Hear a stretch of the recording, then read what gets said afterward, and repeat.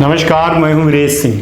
ITI के talk show में आपका स्वागत करता हूं। झारखंड के लगभग 2500 लड़कों का डेटा जो है तो माइग्रेट नहीं हुआ, जिनका ट्रेनिंग वेरिफिकेशन करने में दिक्कत हो रही है।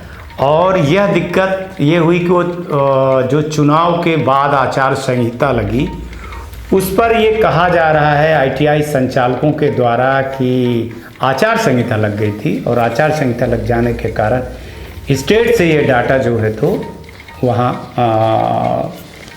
MIS पोर्टल पे, SID पोर्टल पे नहीं ट्रांसफ़र किया गया। उस पर मैंने जो है तो ये पाया कि झारखंड के पास 30 अक्टूबर 2024 तक के नामांकन डाटा उपलब्ध हैं, मगर अभी तक आदेश पत्र उपलब्ध नहीं है। उनका डेटा बिना राज्य पोर्टल पर चढ़े SID पोर्टल पर अपलोड कैसे होगा, ये बड़ा सवाल उन्होंने किया था। उसके जवाब में DGT ने बोला कि नियमित शैक्षणिक गतिविधियों के लिए आचार संहिता लागू नहीं है। दिए गए आदेश के अनुसार DGT अलग अलग राज्यों द्वारा अपनाई गई CTS प्रवेश प्रक्रिया में शामिल नहीं होगा। DGT द्वारा दी गई समय सीमा के अनुसार प्रवेश प्रक्रिया को पूरा करना और डेटा को DGT के पोर्टल पर स्थानांतरित करना राज्य सरकार की जिम्मेदारी होती है। तो वो जो सवाल पूछा था, इसका ये जवाब दिए। इसके बाद फिर से सवाल पूछा गया ITI के द्वारा कि जो 30 अक्टूबर तक, समझिएगा इस चीज को, कि 30 अक्टूबर तक 2024 के बाद निजी ITI द्वारा कोई प्रवेश नहीं लिया गया है, लेकिन 30 सितंबर 2024 को राज्य पोर्टल बंद होने के कारण राज्य प्रवेश पोर्टल पर अपलोड नहीं किया गया। DGT द्वारा 30 अक्टूबर 2024 तक प्रवेश के आदेश विस्तार के जारी होने के बाद राज्य प्रवेश पोर्टल खोलने के लिए नई अनुमति की आवश्यकता थी और आचार संहिता के कारण सक्षम अधिकारी द्वारा या पोर्टल पर आदेश नहीं दिया गया था। कहने का मतलब ये है कि ये कह रहे हैं, और फिर DGT क्या कहती है कि प्रवेश कटाव तिथि पर वह अंतिम तिथि है जिसके अंतर्गत सभी प्रवेश पूरे किए जाने हैं। किसी भी राज्य के लिए अलग से कोई अंतिम तिथि जारी नहीं की जाएगी और सत्र 2024 के लिए कटाव तिथि 30 अक्टूबर 2024 थी। किसी भी परिस्थिति में इसके बाद प्रवेश की अनुमति नहीं है। ये DGT बोल रही है और ये DGT की बात और ITI की आपस की बात मैंने आपको समझाया, जो हमने अब बात किया।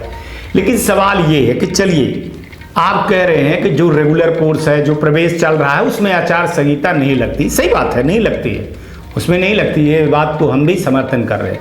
लेकिन जब आपने एडमिशन प्रक्रिया को रोक दिया, मैं वही कह रहा हूं, एडमिशन प्रक्रिया को रोक दिया था आपने कि अब हम एडमिशन नहीं करेंगे, वहां तक आचार संहिता नहीं लगती है, ये भी मैं बोल रहा हूं और सही बात है।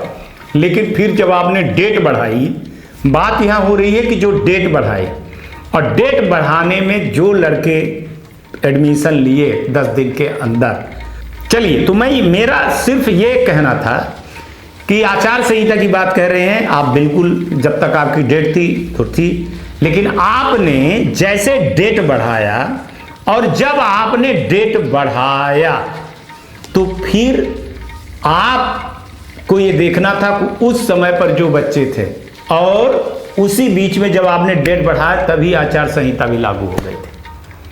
हमारा मेन पॉइंट ये है कि जब आपने डेट बढ़ाया उसी समय राज्य में आचार संहिता लागू हो गई, तो फिर नया काम नहीं किया जाता है। जब आचार संहिता लागू हो गई तो नया काम नहीं किया जा सकता।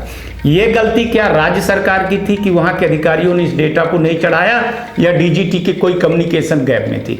हमारा कहने का मतलब सिर्फ सिंपल सा इतनी सी चीज है कि भैया, मैंने मान लिया कि आपका जो है तो आचार संहिता नहीं लगी जब तक डेट थी, लेकिन जब आपने डेट बढ़ाया तो आपको याद होना चाहिए कि जब दोबारा DGT ने डेट बढ़ाया तब महाराष्ट्र और झारखंड और उत्तर प्रदेश के कई जिलों में जो है तो राज्य संहिता लागू हो गई थी। जब संहिता लागू हो गई थी, आचार संहिता लागू हो गई थी, उस बीच में वहां के कर्मचारियों ने डेटा नहीं चढ़ाया यह करके कि भैया आचार संहिता लगी है। सिंपल चीज आईटीआई वालों को बता दिए, ठीक है, बता दिए कि इसके बाद आएगा टाइम तो हम चढ़ा देंगे। अब वो आईटीआई वाले पूछ रहे हैं तो वो बोल रहे हैं कि इस तरह का कोई पत्र ही हमारे पास अभी नहीं आया है चढ़ाने के लिए। डीजीटी से पूछ रहा हूं तो शायद डीजीटी कंफ्यूज हो रही है कि भैया चलिए ठीक है, लेकिन जब आपकी डेट बढ़ी थी तो आपको उस लेटर में लिख देना चाहिए था कि जिस राज्य में चुनाव हो रहे हैं वहां इस प्रवेश में आचार संहिता लागू नहीं होगी एडमिशन पर। तो आईटीआई के बच्चों भी, आईटीआई के डायरेक्टर भी, उनको क्लियरिफिकेशन हो जाता। लेकिन 2500 लड़कों का डेटा जो चढ़ना बाकी था वो बहुत बड़ा डेटा है, और वो एक माने कई लड़के हमको फोन कर रहे हैं, और 4-5 दिन से, एक हफ्ते से हमको कई लड़के लगातार, हजारों लड़कों ने फोन कर चुका कि सर ये चीज़ हो रही, हमारा रजिस्ट्रेशन हो पाएगा कि नहीं हो पाएगा, हमारा साल बर्बाद हो रहा है, हम बीए बीकॉम बीएससी में भी नहीं एडमिशन ले पाए, हम और चीज़ों में नहीं ले पाए, हम इस भरोसे में रहे, डेट बढ़ी थी, और हम कौन सा जो लास्ट डेट थी उसी समय पर तो एडमिशन लिए, उसके बाद थोड़ी एडमिशन लिए हम, और कोई ले भी नहीं सकता है ना एडमिशन और ना लिया कोई।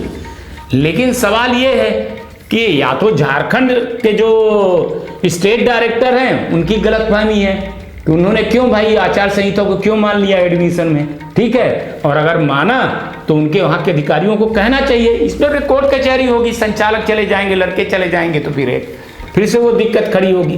कुछ चीजों को डीजीटी को क्लियर करना चाहिए था, नहीं बढ़ाते डेट, फिर आपने डेट बढ़ाया, डेट बढ़ा तो आपको तो ये पता था कि 2 जगह चुनाव था, और हम इस चीज को चिल्ला रहे थे कि यहाँ जो है तो डेट बढ़ रही है, डेट बढ़ रही है, आचार संहिता लगेगी, आचार संहिता लगेगी, इस पर कुछ नहीं। तब आप सोते रहते हो अधिकारियों, तब आपको पता नहीं चलता है, लेकिन फिर आपको बाद में दिक्कत। ये 2500 कम डेटा थोड़ी है, 2500 बच्चों का विश्वास है, यहाँ 2.5 बच्चों की जिंदगी बड़ी हो जाती है, 2500 बच्चों का बहुत बड़ा विश्वास है, और एक आईटीआई के लिए भी कितना बड़ा नुकसान है। लड़कों से फीस ले लिए होंगे, सारी चीज़ें ले लिए होंगे, तो इस पर विचार करने के लिए कहा। लेकिन जो हमको जवाब दिए, हम उस जवाब से भी संतुष्ट हैं आपके, लेकिन उस जवाब से संतुष्ट होने के साथ साथ मैं आपके ऊपर एक सवाल उठा रहा हूं कि आप ये कह रहे हैं कि भैया जो कंटिन्यू एडमिशन होता है उसमें आचार संहिता नहीं लगती है, वो तो फिर ठीक है एडमिशन होता रहता है, लेकिन बीच में जब रुक गई आपकी प्रवेश की प्रक्रियाएं, रुक गई, ब्रेक हो गया, फिर इसके बाद आपका चालू हुआ, करीबन 15, 16, 17 तारीख से चालू हुआ, इसी बीच में जो है तो आचार संहिता लग गई।